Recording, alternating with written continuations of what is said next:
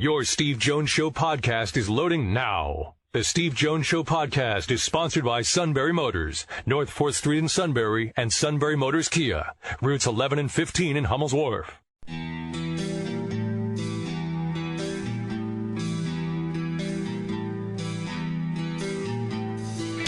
Sports talk where your voice counts. This is the Steve Jones Show on News Radio 1070 WKOK. Now, from the Sunbury Motors Studio, here's Steve Jones.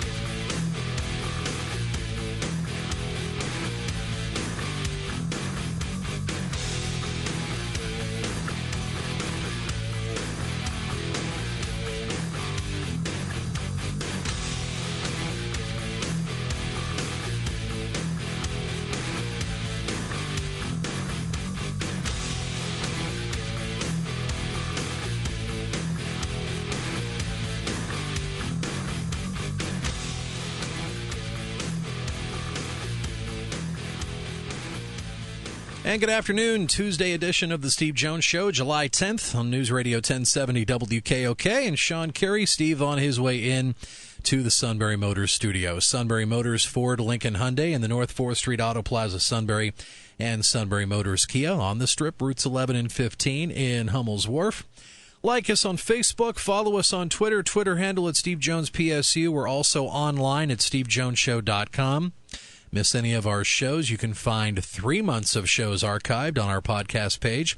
And speaking of the podcast, we can also get the shows to your smartphone and tablet when you subscribe on either iTunes, Apple Podcast app, or Google Play. Search Steve Jones Show. Once they're done live on WKOK, we drop them right to your mobile device less than an hour later, so you can listen to them anytime, anywhere. So that'll be perfect for the Penn State football fan, as we're now for sure less than a month away from Media Day at Beaver Stadium and team practicing. Get about three or so weeks of practices in the books before opening day on the Saturday of Labor Day weekend here on News Radio 1070 WKOK. And a guy, speaking of college football, a guy who was running the Senior Bowl for several years. Had him on back in May, Phil Savage. He was teasing us, though, back then. He couldn't tell us what the next chapter of his professional career is. So hopefully we'll find that from Phil Savage later today. Little foray into pro football. Details on that coming up. And our email is stevejones@wkok.com. Don't hesitate to contact us anytime, stevejones@wkok.com. Semifinals are underway in the World Cup in Russia. Belgium and France scoreless at the half. Then the other semifinal will take place tomorrow, Croatia versus England. Winners of both of those games will move to the World Cup Championship coming up on Sunday. So no show here yesterday because of Phillies baseball. It was a doubleheader. Game one of the doubleheader was a rescheduled game that was snowed out earlier in the season between the Mets and Phillies at Citi Field. Aniel De Los Santos and Drew Gagnon probably already in their hotel rooms last night when the Phillies and Mets played the second game of that doubleheader. Both of them watched Aaron Nola and Corey Oswalt set a pretty high standard, and both of them will make their major league debuts tonight. Nola did it all. Man, oh man, oh man. Now, it was brought up on our Facebook page, and it's absolutely right. And I completely agree with those who have posted on our Facebook page. Why is Aaron Nola the only Philly in the All-Star game? I mean, now I know it's a meaningless exhibition. I know you get up, my odds of watching you next week are going to be long. Because I'm on vacation next week. That's right. No offense, but watching the All-Star game when I can play with my grandkids is not going to be a high priority. Yeah, at all. But the Phillies should have more than one All-Star. Now, what part of what holds you back is every team has to have an All-Star. Okay?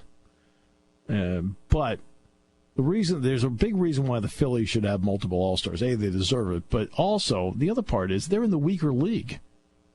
And there's no dominant team in the National League. There's no dominance. So in the American League, well, I mean, you're going to tell me you're only going to take one member of the Red Sox? You're going to tell me you're going to take one member of the Yankees, one member of the Mariners, one member of the Houston Astros?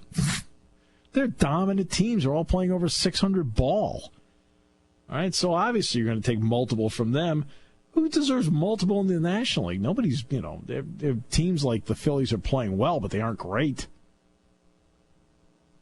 And that's everybody. Dodgers, everybody.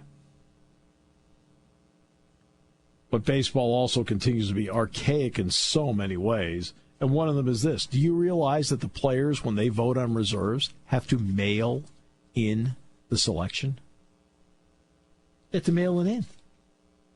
They have to put it in an envelope and mail it. They can't sit there on their iPad the day before the selection and tap in who they want on a secure card. Do you realize that? They have to mail it in. Oh. You wonder why at times they give you that 1950s feeling.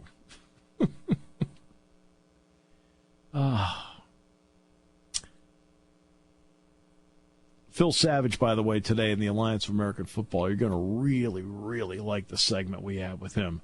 The Alliance of American Football has 8 teams. They're going to play in the spring. Rick Neuheisel, in fact, is going to be Phil's coach in Phoenix. And this is going to be that transition league between college and the NFL. A big day. I mean, Phil had to stop being the color analyst for Alabama football with Eli because he was going to try and do both. He was going to keep his Alabama job. And all of a sudden they started looking at the scheduling. It's like September 1st is cut down day in the NFL. Well, now they got to start going through and they start getting personnel because those players that are cut are the ones that are going to go to the Alliance. Let me give you a good example of a guy, right, that could really benefit from this. Christian Hackenberg can absolutely benefit from this. And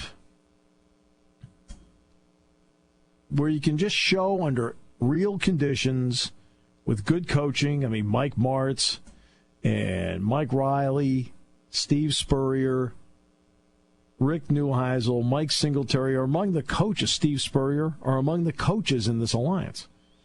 And it's that mid-level between college and the NFL. And they're not there to compete with the NFL. They're there to supplement it. Same thing with the CFL. They're there to supplement it. We're going to talk to Phil Savage today. Look forward to having him on the show. The Phillies should have more than one All-Star. And the fact that they don't is wrong. But Aaron Nola is a great pick. Nola has been tremendous. In fact, I think, although I do believe strongly that Max Scherzer is going to be the starting pitcher in the All-Star game if he's on rotation. The game's in Washington, and Scherzer's had a great year. But if Nola were picked to be the All-Star starter, he would absolutely deserve it. And now he's proven he can hit. They have the Mets tonight, by the way. Yesterday was part of that makeup. That's why they played an old-fashioned doubleheader, by the way. No separate admissions. I like that old-fashioned doubleheader. Remember Memorial Day, 1971. I convinced my dad to take me to a doubleheader at Fenway with the Royals. The Red Sox, by the way, did lose both games. But we drove up and it was drizzling out, and I was like, so because I took care of everything. I got us the tickets, the whole thing. And, Then my dad did it with Kevin the next year going to a Yankee game, which was really cool.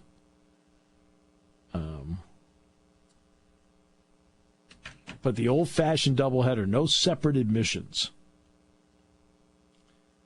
All right, let's get into some numbers here. Because we know baseball is struggling. Now, financially, they're not struggling. I mean, let's be straight. Financially, baseball is not struggling. But is there short-term gain for long-term problems? Dan Shaughnessy in the Boston Globe wrote an article in yesterday's paper, a column in yesterday's paper. And courtesy of the Globe, this is what he wrote yesterday. He said, the Red Sox may be red hot, but baseball is losing in every way. Now, again, you're hearing this from a person, I love baseball. Okay. This is what he wrote in the Boston Globe, and I think it was in yesterday's Globe. The Red Sox Sunday completed their 3-game sweep of the Kansas City Royals. Aggregate score, Boston 32, Kansas City 13. The Sox are now 62-29. They won again last night, 5-0 over Texas. They're 63-29 now. They're 34 games over 500. The Royals have lost 9 straight, 27-31. Kansas City is now 39 games under 500. The Sox come home Monday and get to play last place Texas for the next 3 nights. Then we'll get a weekend look at the, as he puts it, moribund Blue Jays, who are 20 games out of first place. On and on it goes. Meaningless game after meaningless game as the Red Sox put up cartoonish numbers while we wait for the real games to start in October. So much winning. Now, the Phillies are in a different spot, by the way. The Phillies are in a race right now, and they're not running away with anything. This isn't exactly breaking news, but as great as the Sox weekend was, as scalding hot as the Sox are now, my takeaway, Dan Shaughnessy's, is that Major League Baseball is in trouble. As much as I love the game, I can no longer defend all things that are hurting the sport. So now he gets into what he thinks is hurting the sport. And a lot of this I cannot argue with, Sean. You may have an argument, and I'd like to hear it. There are too many bad teams. Correct. The once proud Orioles are 41 games under 500. Can you believe that? They're 41 games under 500. The Orioles. I mean, these are the Orioles of Frank Robinson, Brooks Robinson, Mike Cuellar, Dave McNally, Jim Palmer, Bobby Grich, Merv Retman, Cal Ripken Jr., Eddie Murray. Ah, my goodness. They're 41 games under. There are too many non-competitive games. Correct. There are too many strikeouts. Correct. There are not enough balls in play. Correct. Baseball stars are increasingly anonymous. Correct. You know, Forbes puts out the top 100 around the world. There's not one baseball player in the group. Do you know that? The only guy that's cracked it in the last 4 years has been Mike Trout. Is it any surprise that Major League Baseball attendance is taking a hit? 21 of the 30 teams are down from last year, and baseball is on a pace for its lowest total attendance since 2003. Folks are staying away, and who can blame them? The product is not keeping up with the times, and it's not very good. That's his opinion. Here in baseball-savvy Boston, the Old Town team is playing at a near-record pace. But it seems that local sports fans only want to talk about the Celtics and NBA free agency, Tom Brady and Julian Edelman. Try to find a good baseball conversation. Spend an hour alternating between the Sports Hub and WEEI and take note of how little baseball conversation you hear, unless it's another caller calling in to complain about David Price. He is up in Boston. He's kind of like, okay, we're paying him how much? Baseball has become the sanctuary of senior citizens. Hardcore baseball fans are the same people who have landlines still in their homes and still read daily newspapers. Anybody see my sporting news lately? Pace of play has made the game largely unwatchable. The outstanding Tom Verducci, Penn State grad, recently put his stopwatch to work and calculated that the average time between balls in play, 3 minutes and 45 seconds. This is unacceptable. It is killing the sport. There is simply not enough action. Dan Shaughnessy of the Boston Globe goes on to write, strikeout inflation is a big part of the problem. I have grown to hate strikeouts. A strikeout used to be a measure of a pitcher's dominance. Not anymore. Everybody strikes out all the time. A 10-strikeout effort by a starting pitcher is no longer a big deal. For the first time in history, baseball features more strikeouts than hits. This will be the 11th consecutive season in which Major League Baseball sets a record for strikeouts. One of the problems is that the players don't think there's a problem. Shaughnessy writes the hitters have no regrets about striking out. He's right about that. They don't change their approach with 2 strikes. They just keep on hacking and missing. It's all about launch angle and exit velocity. Spot on. USA Today recently polled 63 big leaguers, and the results demonstrated a stunning lack of awareness. Players evidently do not believe that today's strikeout glut or the stale-like pace of play present any problem. More than half the players polled said they are unconcerned about a game that now features primarily walks, strikeouts, and homers. 93% of players who responded believe that the lack of action is okay. Asked if pace of play changes are working, one player remarked, "You assume that there was a problem in the first place." There are simply not enough competitive games, especially in 2018. The Orioles are on a pace to lose 118 games. The Royals are on a pace to lose 116. The White Sox are on a pace to lose 108.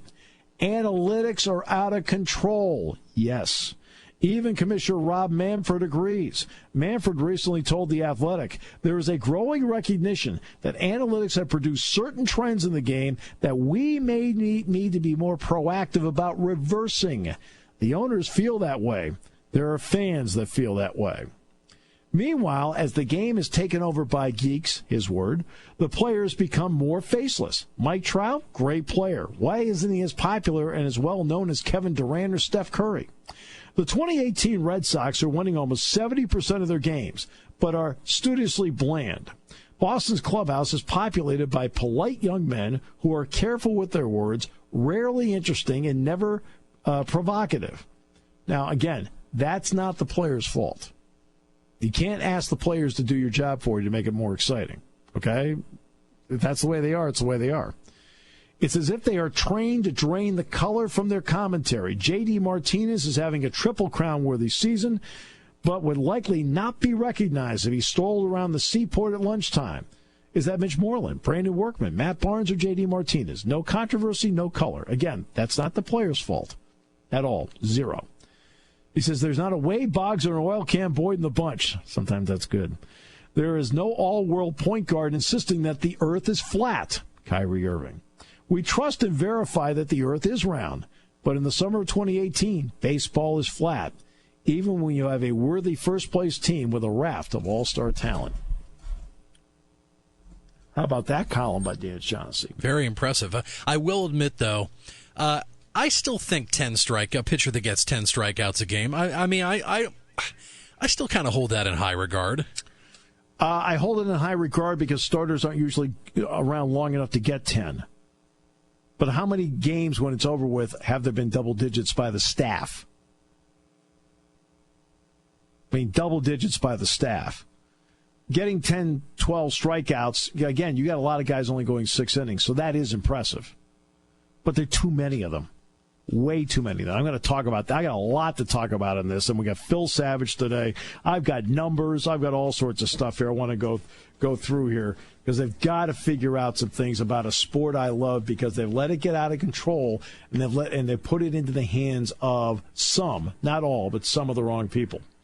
As we continue on News Radio 1070 WKOK.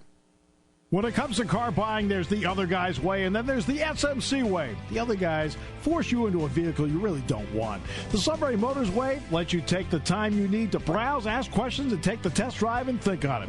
For over 100 years, the Mertz family and all their employees have made your experience the most pleasant one you'll ever have. The other guys won't offer you the best price for your trade, no matter how much they say they will. The SMC way is their promise to provide you with the most money the market shows your vehicle is worth. The SMC way is to offer you all applicable factory rebates on new vehicles and generous discounts. Looking for a pre-owned vehicle? The SMC way checks each vehicle in a 200-mile radius to determine the lowest price, then beat it.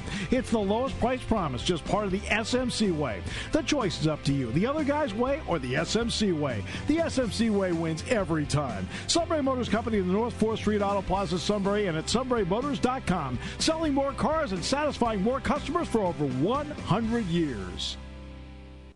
taking your calls at 800-795-9565. This is The Steve Jones Show on News Radio 1070 WKOK. Now, from the Sunbury Motors Studio, here's Steve Jones.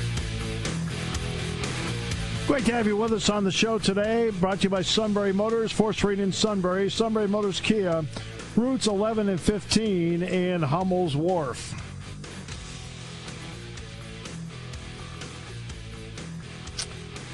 All right, let's get to this day in sports history and then some numbers.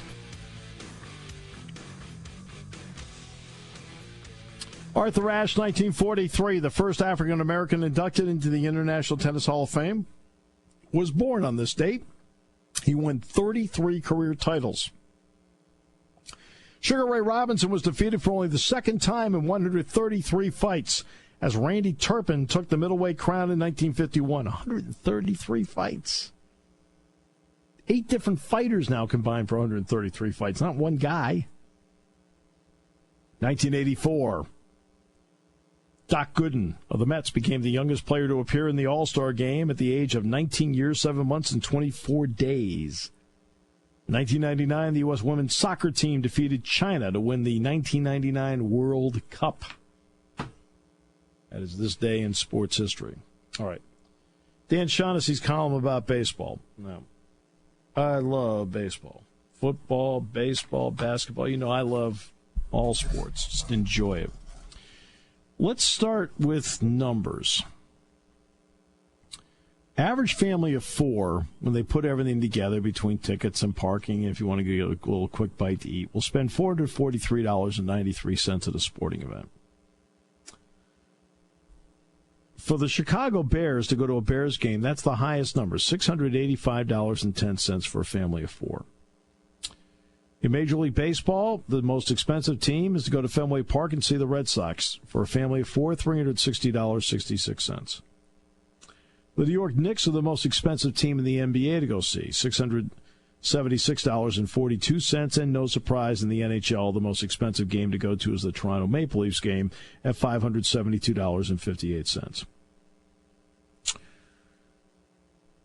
Right now in the NBA, in the last 12 years, their attendance is up 2%, 17,830. The NHL's even where they were 12 years ago, 17,446, so there's just a couple either way. MLS is up 35%, up to 22,106. The NFL actually has seen, since 2010, a 5% increase in attendance, 67,405. Right? The Steelers played at 98.9% of capacity this past season. The Eagles played to 103% of capacity. Baseball is down 7% in attendance from the year before. 13 teams in the NFL had 100% or better on attendance. In baseball, the Phillies are up 825 fans per game. They're playing well. Their fans know it.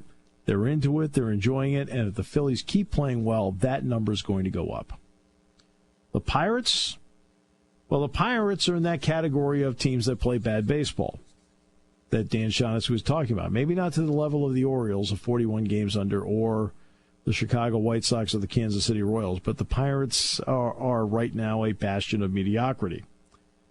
And the fans are telling them that they are. They are down 293,000 fans this year.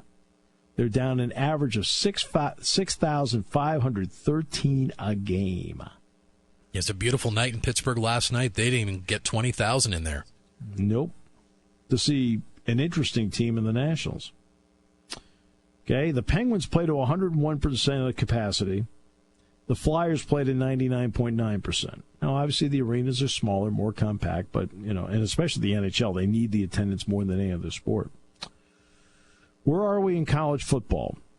There are factors in college football I think we've got to talk about that are never talked about. It's always just a bland number. Okay, so college football drew 42,203 per game last season. That's their lowest attendance in years. Okay. But remember, when you compare the numbers to a dozen years ago, okay, they're drawing 3,700 fewer. But there were 120 teams back 12 years ago. There are 129 now. The 9 that were added did not bring with them 80,000-seat stadiums. The 9 that were added in Division I are playing in stadiums of between 30 and 40,000. Okay, smaller stadiums. So they're not going to up the attendance. In fact, 30 schools last year actually saw their attendance go up. Penn State was 5th among that group. Penn State last year had an increase of 6,450 fans per game. They were 3rd in attendance behind Michigan and Ohio State at an average of 106,707. And Penn State last year was 5th overall, playing before 1,146,641 fans. Okay, the SEC attendance down. Big Ten, slightly down. Big 12, significantly down, 6,000 fans a game. Pac-12 down 4,000 fans a game. ACC down 3,000 fans a game. Now, some of these, remember, there have been expansions in these leagues over the last dozen years, so the numbers get a bit skewed. Take the Big Ten, for example. They added Maryland and Rutgers. Rutgers has 52,000 seats. Maryland has 48. That's not going to up your average attendance. College basketball. Big Ten slightly down. ACC slightly up in 12 years. SEC down. Big 12 really down. Couple thousand fans a game. And Pac-12 even in terms of college basketball numbers. All right. Revenue. The stated goal of Roger Goodell is to have the NFL at $25 billion. They're at $13 billion right now. $7.2 billion comes from television. The television ratings last year, as we know, were down 10% on Sunday Night Football. They were down 6% on Monday Night Football. Fox was down 9%, CBS down 11%. The average age of an NFL viewer is 50. In 2006, the average age was 46. The NBA, $5.2 billion in revenue. That's what they're worth. $2.6 billion, half of it comes from TV. In 2006, the average age of an NBA watcher was 40. Today, the average age of an NBA watcher is 42. The NBA Finals had a 10.0 this past spring. Back in 2010, it was 10.6. So it's right in the neighborhood. Depends on the matchup. The NHL's a $3.7 billion industry, of which $600 million comes from television. The average viewer in 2006 of an NHL game was 42. The average age of an NHL viewer today is 49. The NHL Stanley Cup Finals had a 2.7 rating. 12 years ago it was 1.8, so it's doing okay. The Premier League is a $5.3 billion industry. MLS is $461 million, $90 million of which is from TV. The average age of a soccer watcher, 40 right now. In 2006, it was 39, so about the same. Should be pointed out that of those who watch MLS, in the world of soccer, MLS makes up only 6% of the viewers.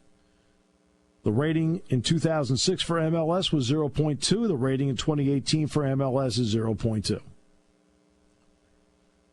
The PGA Golf Tour, the average age of a viewer was 59 in 2006. Now the average age on the PGA Tour is 64. And now we get to baseball.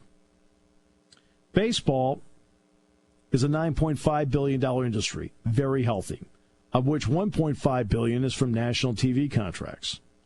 The average age of a baseball viewer in 2006 was 53. Now that average age is 57, second only to the PGA Tour. The average age of a college football viewer, 52. 2006 was 48. College basketball, 52. Average age in 2006 was 47. College football, ABC went down 18% in ratings. CBS was down 10%. ESPN down 6%. NBC down 3%. Fox Sports 1 up 4%. Fox Sports up 23%. That means the Big Ten has arrived. That's what all these numbers are telling you. Okay? Action means something. In the NBA, let's start with soccer. Right now, France is leading Belgium 1-0. They're early in the second half, right? Okay. In soccer, even though there aren't a lot of shots on goal, and even though they'll retreat to reset and then go, the ball is always moving. It's always moving. The ball in soccer is always moving. In hockey, the puck and the players are always moving. In the NBA, there may be times of, where in the 24-second clock, okay, they're trying to set something up in a two-man game, but guess what? The ball is still always moving. And the NFL, between plays and replays, the perception is there's always something going on. Even the PGA Tour, when someone's done with a shot, they go to the next shot. Rarely do you see guys walking for 3 minutes between shots. Rarely do you see conferences with caddies that last more than 30 seconds. If it's not there and they're not ready, I'm going to go to 16 because I've got Mickelson over here with a wedge. Hey, Mickelson is his wedge. Oh, Bubba's over here. He's now playing 17. He's got driver. So there's constant action.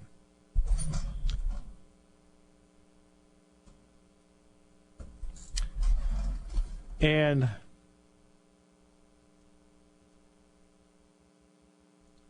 then there's baseball. They seem to think in baseball that no action is okay. The ball is not constantly moving in baseball. People aren't moving in baseball. There's very little movement in baseball. And that's one of the issues. Analytics